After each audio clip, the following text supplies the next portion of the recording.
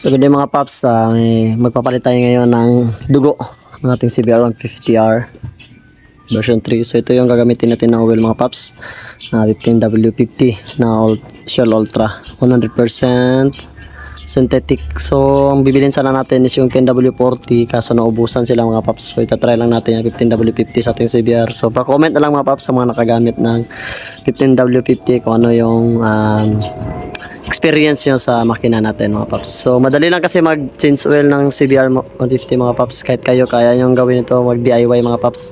So ito lang yung drain bolt niya mga paps. So ang drain bolt ito mga paps, matatagpuan dito sa ilalim. Pakita ko sa inyo. So dito sa ilalim mga paps, ang drain bolt niya mga paps, no? Yan banda mga paps. So yan banda yung drain bolt niya mga paps. So gumamit lang tayo ng 17mm na socket. Matanggal natin dyan. So ang ginagawa ko mga paps pag ako nag-change oil, so ini-sprayhan ko pa ito mga paps ng hangin. Pero pagka-spray ng mga paps, dapat kinakoberan ko nitong tela para hindi masyadong pumasok yung kung may tubig siya. So let's go mga paps, hanginan natin siya. So ganito yung ginagawa natin dito mga paps, no? So, tulad ng ganito. So, patagos yung oil sa ilalim para hindi nasama yung tubig mga paps.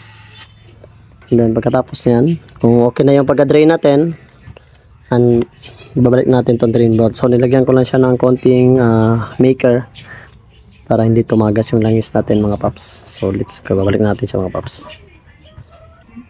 So yun mga paps, na kabit na natin yung drain plug sa ilalim mga paps, no? And then lalagyan na natin yung ating langis na 15W50 100% synthetic mga paps.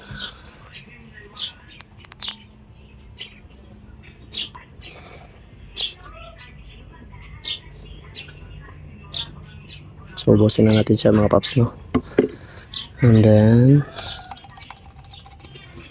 babalik natin yung takip. And then finish na to mga paps. Tapos check na lang natin yung panda rin yan mga paps, no? So yun mga paps, try natin siyang mag-start, no? So ang takbo pala ng CBR 150 natin mga paps is 4,000 pa lang po ang takbo. 4,000 or 40,000? Pagkakalam ko 4,000 niya kasi malayo yung gap nila dito sa 1, no? So 4,000 pala ang takbo. So medyo hard start na siya, no? Kailangan siyang palitan ng spark plug. So napakaganda. Observe lang natin yung oil natin mga paps, no? Kasi first time kong gumamit ng 15W50 sa ating CBR, no? Kasi ang ginagamit natin dito is 10W40 na 100% full synthetic na Shell. So yun sa mga paps. Ano ito eh? Ganda. So hope na may nakuha kayong idea and nag-enjoy kayo sa video natin. Ride safe and God bless you all.